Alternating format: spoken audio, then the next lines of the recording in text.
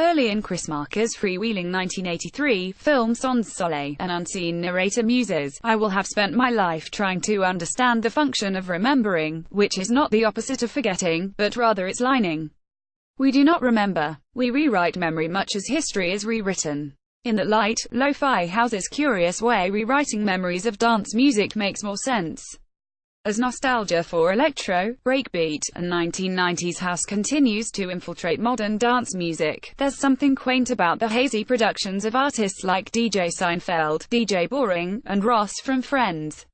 Just as their wince-worthy handles and titles evoke 90s pop culture, their fuzzy, fussy sound laments the loss of VHS tapes and cassettes.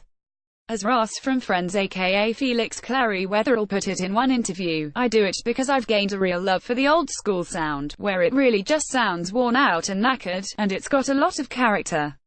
Everything's very crushed and compressed." Yearning for eras beyond their reach is the bane of most dance fans' existence, whether they missed out on the Paradise Garage, the Second Summer of Love, or a Warehouse show last weekend.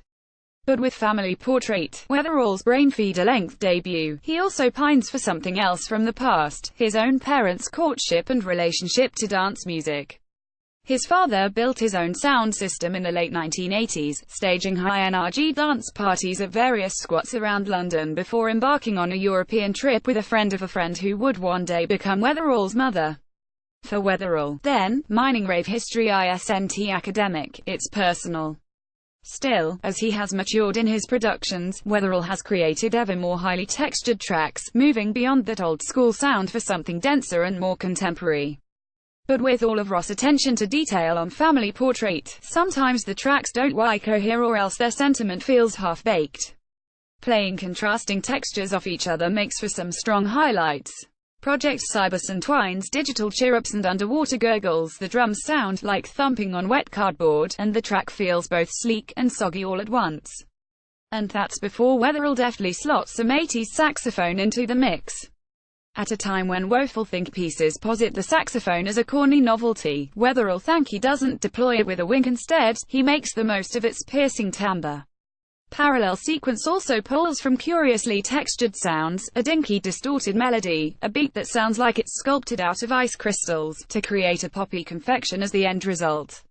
Too often, though, Wetherall's intricately layered details just don't add up, leaving elements stacked up for the sake of it.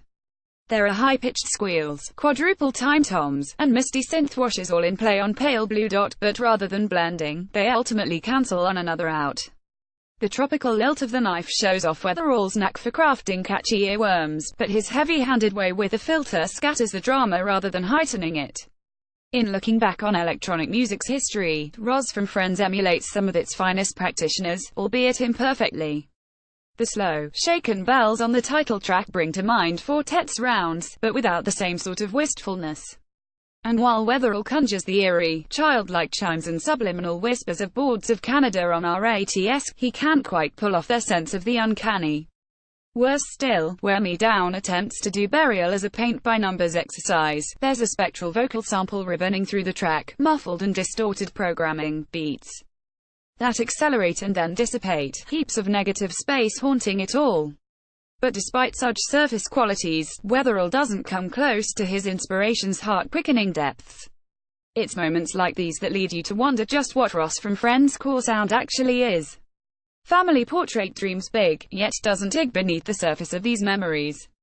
Too often, we're left with a lining.